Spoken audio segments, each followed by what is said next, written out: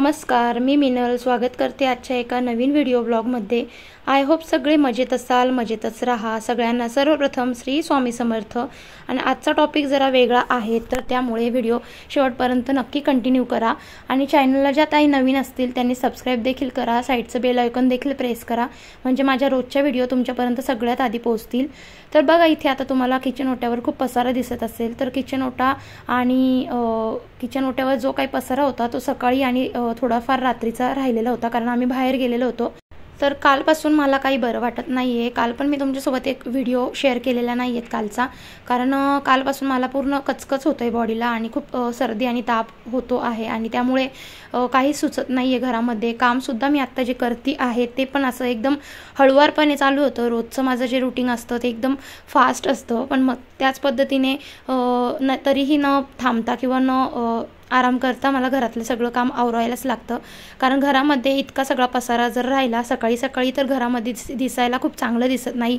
आणि किचन हे एक असं असतं ना की किचनमध्ये इतकी सगळी भांडे किंवा काही पसारा असला ना तर दिवसभर ते तसंच पडून राहतं। त्यामुळे मग सगळ्यात आधी मी किचनच आवरायला घेते, आणि किचनवरती जितकी काही भांडी होती ती सगळी मी बेसिंगमध्ये टाकली।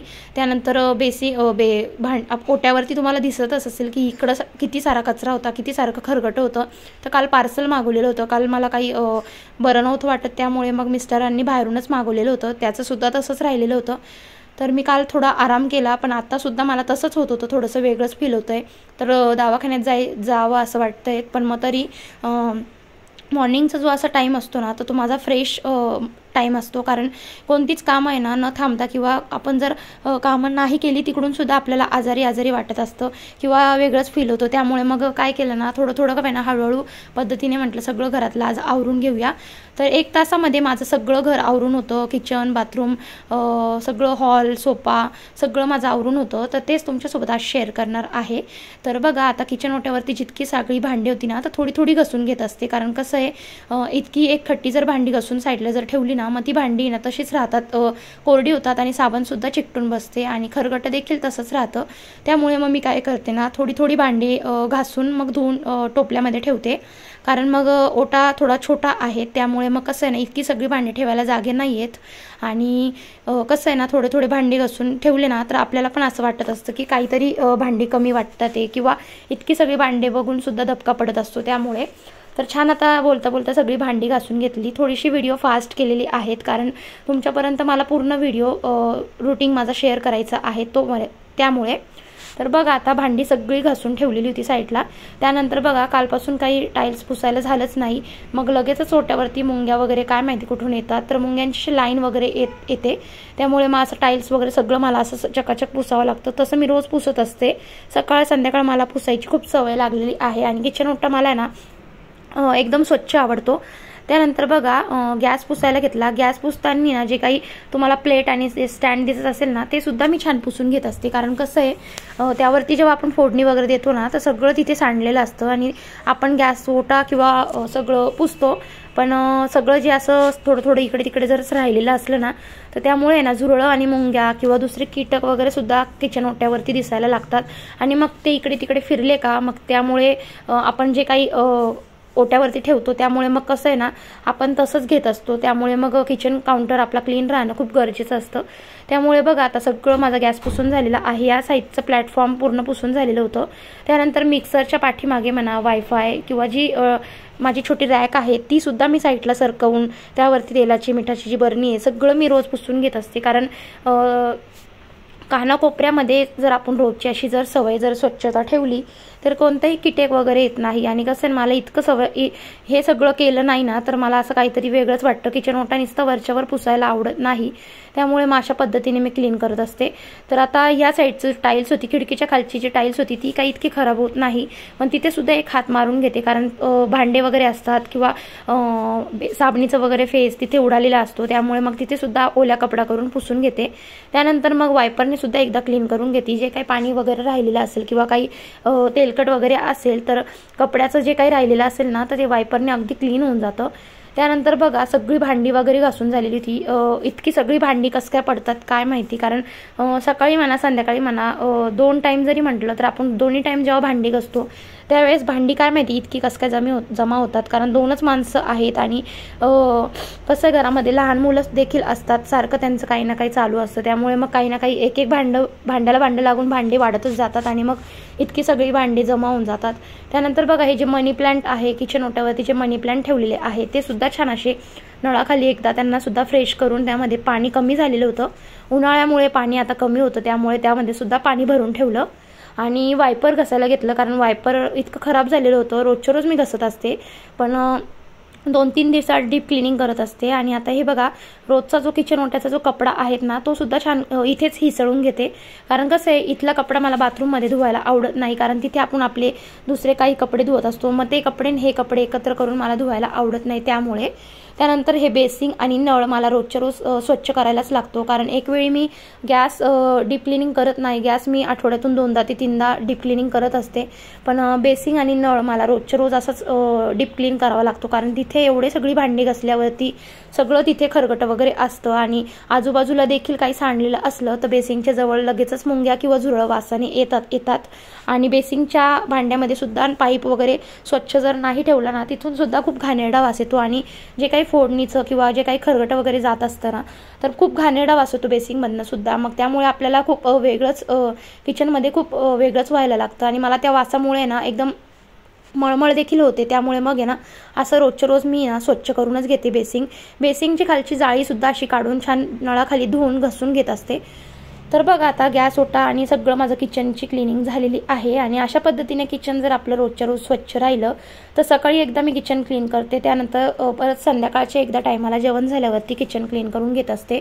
मला किचन ओट्यावरती असा पसारा थोडाही आवडत नाही, त्यामुळे बघा आता किचन आवरून झालं त्यानंतर पुढचं लगेच काम म्हणजे सोफा क्लीन करून घ्यायचा असतो, कारण सोफा कसा आहे छोटा मुलगा आहे माझा शिवांश, त्यामुळे कसं आहे मुलं कसे छोटे असले की घरामध्ये इकडे तिकडे पसारा करतातच, मग त्यामुळे मी त्याला काहीच बोलत नाही.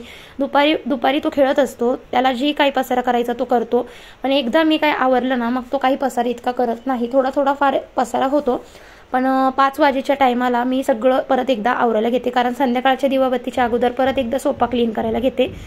पण दुपारच्या टायमाला जेव्हा शिवांश झोपतो त्यावेळेस असं जर क्लीन करून ठेवलं तर दिवसभर अगदी फ्रेश राहतं. घरामध्ये सगळ्या वस्तू जिथल्या जिथे जर सकाळीच आवरल्या तर दिवसातून एकदा अशी सकाळीची क्लिनिंग करते, त्यामुळे माझं घर रात्रीपर्यंत असंच राहतं. फक्त सोप्यावरचं काय थोडंफार असेल तर ते कवर वगैरे शिवांश इकडे तिकडे खेळता खेळता ह्या ज्या उषा वगैरे आहेत त्या इकडे तिकडे खेळायला घेतो, त्यामुळे इकडे तिकडे ठेवून देतो. मग असं मी जर व्यवस्थित केलं ना मग त्याला एकदा सांगून देते की आता खराब करू नको, मग तो खराब करत नाही, कारण मग तो गाड्या वगैरे तिकडे त्याचं दुसरंच काहीतरी भलतं खेळायचं चालू असतं. त्यामुळे तर आता इथे बेडरूममध्ये आले आणि हॉल एकदा आवरून झाला ना, अशा पद्धतीने एकदा हॉल असा चकाचक केला ना तर हॉलमध्ये इतकं फ्रेश वाटतं ना. आणि दुसरं म्हणजे बेडरूममध्ये कसं आहे आपलं जे कालचं जे उठल्यावरती जे काय अंथरूण वगैरे असतं ना, तर मला असं पारोसं वगैरे आवडत नाही. घरामध्ये अंथरूण वगैरे तसंच असलं ना तर दिवस पूर्ण पारोसासारखा वाटतो. कितीही घरामध्ये स्वच्छता केली तर बेडवरती जर अशी काही घाण वगैरे बेडशीट म्हणा किंवा पसारा टॉवेल असं जर पडेल असलं ना तर खूप घरामध्ये पारसं वाटतं किंवा घरामध्ये काय आवरलंच नाही आहे असं वाटायला लागतं. त्यामुळे तर बघा छान आता बेडशीट नीट करून घेतली. बेडशीट मी आठवड्यातून 2दा ते 3दा क्लीन करत असते. 2 बेडशीट माझ्या सेम आहेत, त्यामुळे तर इतकं काही बेडशीटवर म्हणजे दिवसभर बेडरूममध्ये तर आम्ही काही बसतच नाही, कारण शिवांशसुद्धा हॉलमध्येच खेळतो, मी सुद्धा हॉलमध्येच बसेल असते, त्यामुळे बेडरूममध्ये दिवसभर काही इतकं मला आवरायला लागत नाही. एकदा मी सकाळी आवरलं की रात्रीच जे काही बसलेलं किंवा मिस्टर की म्हणा थोडा वेळ बसतात, त्यामुळे जी बेडशीट वगैरे नीट करावी लागते तेवढंच. आणि टॉवेल वगैरे जे रोजचे असतात ते एकदा घड्या घालून ठेवलं सुकलेले असल्यावर, मग कोणतीही गोष्ट आपण जागेवर जर ठेवली ना तर मग आपलं घर एकदम स्वच्छ आणि टकाटक दिसायला लागतं.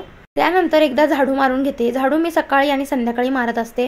आणि हे जे फरशी मी आठवड्यातून 2दा ते 3दा पुसत असते.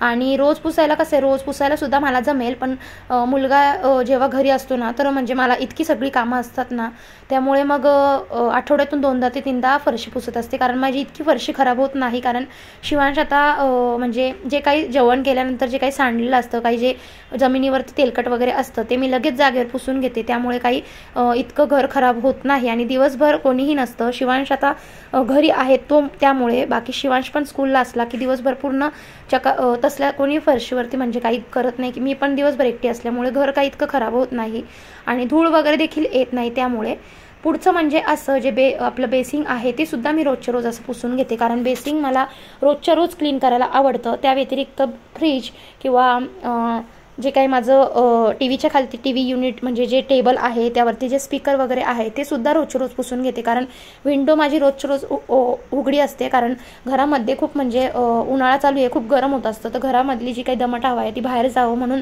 दिवसभर माझी खिडकी उघडी असते, त्यामुळे सगळी बाहेरची धूळ घरामध्ये येते आणि त्यामुळे मला रोजच्या रोज असं क्लीन करायलाच लागतं. बघा आता सगळं घर माझं आवरून झालेलं आहेत आणि जी कपडी होती ते कपडे सगळे पडलेले होते, तर कपडे सगळे सुद्धा स्वतः हातानेच धुवून घेते, कारण माझ्याकडे वॉशिंग मशीन नाही आहे. आणि सगळं घर एकदा आवरून झालं की बाथरूमचं एकदा क्लीन करून घेते, म्हणजे जसं की कपडे वगैरे, बाथरूम क्लिनिंग, टॉयलेट क्लिनिंग हे सगळं एकदा आवरलं ना मग घरामध्ये अगदी फ्रेश वाटतं. यानंतर बघा दिवसभर मग मी काही माझं पर्सनल मी काही करू शकते, व्हिडिओ एडिटिंग करू शकते किंवा स्वतःसाठी काही टाईम स्पेंड करू शकते. त्यामुळे असंच सकाळी सकाळी 1 ते 1.5 तास लागतो, पण घर पूर्ण माझं चकाचक आवरून होतं. कसा वाटला तुम्हाला आजचा व्हिडिओ ते मला कमेंट करून नक्कीच सांगा. आवडला असेल तर एक लाईक आणि एक कमेंट करायला विसरू नका. तर आता भेटते आता पुढच्या व्हिडिओमध्ये. तोपर्यंत सगळ्यांना श्री स्वामी समर्थ. सगळेजण मजेत राहा, मस्त राहा. Bye bye.